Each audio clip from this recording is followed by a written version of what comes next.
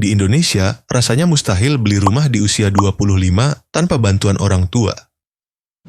Tapi bagaimana kalau kita bilang, di Eropa, ada negara-negara di mana membeli properti di usia muda jauh lebih realistis. Lupakan Paris, London, atau Munich. Hari ini, kita akan membongkar 5 negara Eropa dengan gaji yang solid, tapi harga properti dan kebijakan KPR-nya memungkinkan anak muda mandiri secara finansial. Ini bukan fiksi, ini strategi.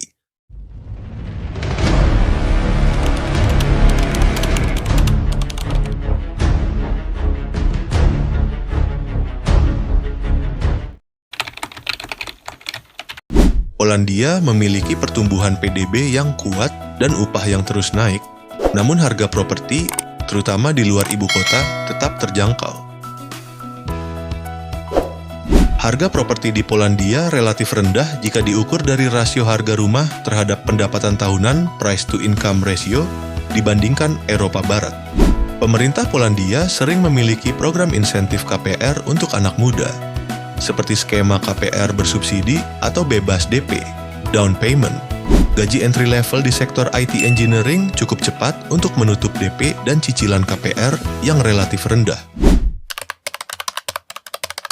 Portugal terkenal dengan harga properti yang lebih rendah di kota-kota kecil selain Lisbon, Porto, dan suku bunga KPR yang kompetitif.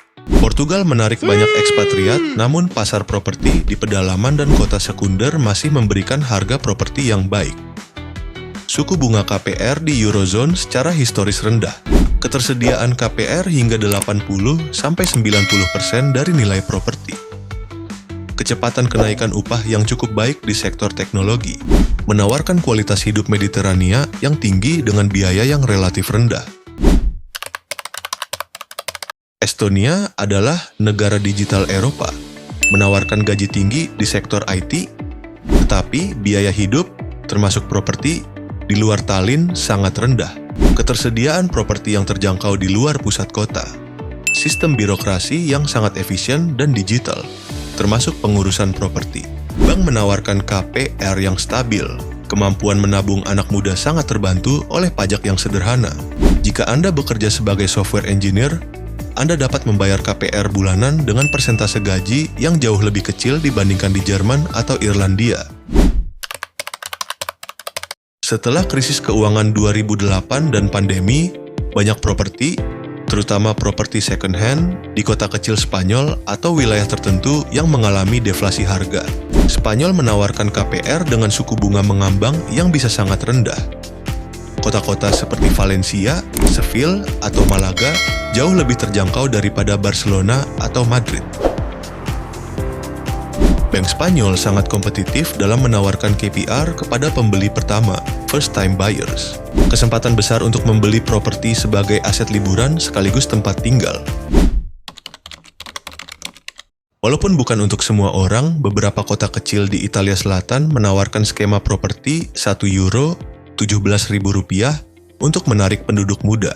Properti ini sangat tua dan memerlukan renovasi total, sekitar €20.000 sampai €50.000. Tapi ini adalah cara paling ekstrim untuk memiliki properti di usia muda di Eropa. Poin ini adalah hook yang fantastis, meski harus dijelaskan sebagai niche, hanya di daerah tertentu dan butuh modal renovasi. KPR tersedia untuk biaya renovasi.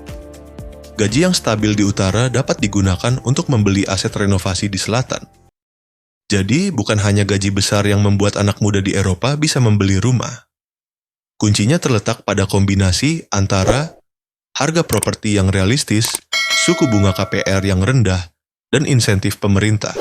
Membeli rumah di usia 25 di Eropa itu mungkin, asalkan Anda mau fleksibel memilih lokasi. Tidak harus di ibu kota, dan memanfaatkan kebijakan yang ada. Negara mana yang paling menarik perhatianmu untuk pindah dan beli rumah? Komen di bawah.